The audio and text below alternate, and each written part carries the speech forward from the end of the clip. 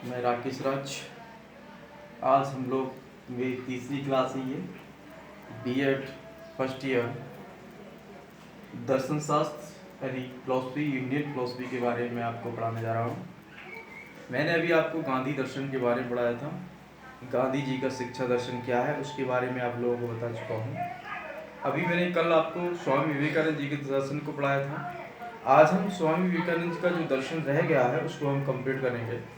स्वामी विवेकानंद जी के जो दर्शन है उसको हम समझने की कोशिश करेंगे कि उनके दर्शन से किस प्रकार से हमारा बिहेवियर चेंज हो सकता है, हमारा व्यवहार है वो चेंज हो सकता है और हम अपना सर्वांगीण विकास कर सकते हैं, अपना भी कर सकते हैं और अपने जो विद्यार्थी हैं उनका भी सर्वांगीण विकास कर सकते हैं।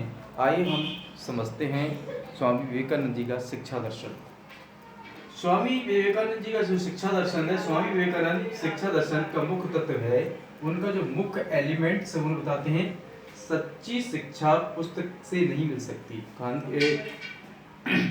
स्वामी विवेकानंद जी कहा करते थे, अगर आपको सच्ची शिक्षा प्राप्त करना है तो आपको पुस्तकीय ज्ञान से आपका कुछ नहीं होने वाला, ना आपको पुस्तकीय ज्ञान से शिक्षा मिल सकती है।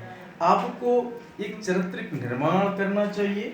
अच्छा अपना एक चरित्र निर्माण करेंगे, दूसरा मानव शक्ति का विकास करेंगे और बुद्धि का विकास करेंगे, तभी आपका विकास हो सकता है। अगर आपने पुस्तकीय ज्ञान तो प्राप्त कर लिया है लेकिन आपको समाज में रहना नहीं आता है और समाज में अपना बिहेवियर अच्छा नहीं स्थापित कर पाते हैं तो आपको समाज स्वीकार नहीं करेगी।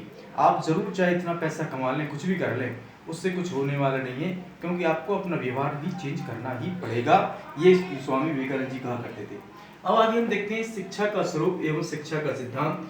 शिक्षा का स्वरूप और सिद्धांत यानी जो शिक्षा, स्वामी जी का जो शिक्षा का सिद्धांत था, जो प्रिंसिपल था, उसके बारे में उन्होंने क्या कहा है उसको आइए हम लोग समझते हैं। शिक्षा भीतर से विकास कराना है, मतलब शिक्षा उन्होंने कहा है कि शिक्षा हम अच्छे कपड़े पहन लें, सब कुछ कर लें, अपनी पर्सनालिटी दिखा लें, सब कुछ कर लें, उससे कुछ होने वाला नहीं है। आपके अंदर इनर जो पावर है, इनर एजुकेशन है, उसको बाहर निकालना है, जिससे कि आप अपना बिहेवियर अच्छा बना सकें और समाज में अपनी स्थिति को कायम कर सके। ये कहना उनका। दूसरा उनका है शिक्षा अनंत ज्ञान है। शिक्षा एक ऐसी खान है, इसका कोई ओर छोड़ नहीं है। आप चाहे कितना भी पढ़ते रहें, बूढ़े तक पढ़ते रहें, आप बुजुर्ग भी हो जाएं और आप उसको शिक्षा पूर्ण, उसका कोई अंत होने वाला नहीं है। शिक्षा अनंत ज्ञान होता है उन्हें। तीसरा उन्हें बालक अपने आप से सीखता है। उन्होंने कहा है बालक को सिखाने की जरूरत नहीं। अगर बालक को पढ़ना नहीं है अब तो आप उसको कुछ नहीं कर सकते। बालक स्वयं सीखता है। जब वो स्वयं सर्टिफाई हो जाएगा, स्वयं इच्छुक होगा, तभी बच्चा सीखेगा। टीचर चाहे कितना भी प्रयास कर ले वो अपने उसको नहीं सिखा सकता जब तक बालक सीखने के लिए तैयार ना हो। ये स्वामी विवेकानंद जी ने कहा था। दूसरा है मूर्त से अमृत की ओर जाना है। उन्होंने कहा था कि मूर्त से अमृत की ओर जाना है। पांचवा उनका है विद्यार्थी आवश्यकताओं के अनुसार शिक्षा दीजिए। उन्होंने कहा है कि जो विद्यार्थी हैं, जो उनकी आवश्यकता है उसके अनुसार शिक्षा दी जानी चाहिए, जिससे कि उनका विकास हो सके और ऐसी शिक्षा हो कि पूरी होल लाइफ चल सके, पूरे जीवन भर वो शिक्षा उनके काम आ सके। छठवां उनका है जन समुदाय की शिक्षा होनी चाहिए। जन समुदाय का मतलब ये है, उन्होंने ये बताया कि हर जन तक शिक्षा पहुंचे, गरीब से लेकर अमीर तक पहुंचे। दूर जैसे जो दूर दराज के क्षेत्र हैं वहाँ पे भी स्कूल खुलना चाहिए और वहाँ तक भी शिक्षा पहुंचना चाहिए, जिससे जब शिक्षा पहुंचेगी तभी उनका विकास हो सकता है।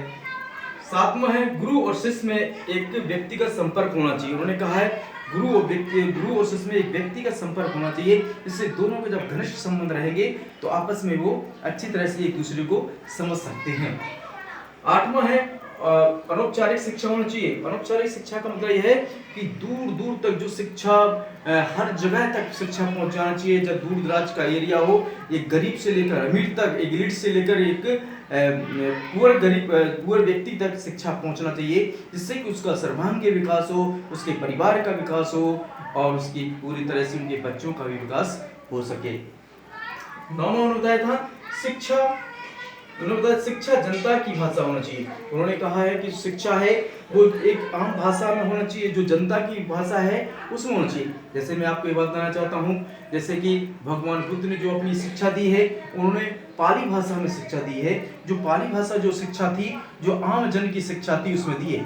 अगर हम कहें वैदिक शिक्षा जो थी, वैदिक शिक्षा जो थी वो संस्कृत शिक्षा थी, तो इसलिए लोगों को थोड़ा कठिनाइयाँ हुआ करती थी शिक्षा में। लेकिन बौद्धिक शिक्षा जो थी वो पाली भाषा थी, तो यहाँ पे ज़्यादा लोगों ने शिक्षा ग्रहण की है।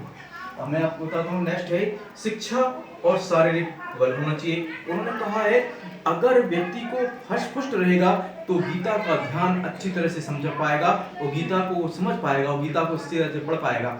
इसलिए उन्होंने कहा है कि शिक्षा का एक मनोवैज्ञानिक भी असर पड़ता है, बच्चे को मानसिक भी अच्छी तरह से स्वस्थ होना चाहिए। उन्होंने कहा है स्त्री शिक्षा की बात कही है। उन्होंने कहा है कि स्त्री शिक्षा पे भी सबसे ज़्यादा जोर देना चाहिए। इसलिए स्त्री शिक्षा पे जोर देना चाहिए कि स्त्री शिक्षा ने, जैसे गार्गी का नाम उन्होंने बताया है जो वैदिक काल में थी, ऐसी ऐसी जो महापुरुषों जो थी, उन्होंने अपना योगदान दिया है देश के लिए, अपना नाम कमाया है। तो स्त्रियों को भी अच्छी तरह से शिक्षा देना चाहिए, स्त्रियों के लिए अच्छा पाठ्यक्रम बनाना चाहिए, और स्त्रियों के लिए कॉलेज खोलना चाहिए। ये उनकी स्वामी जी की उनकी शिक्षा थी। ये टॉपिक यहीं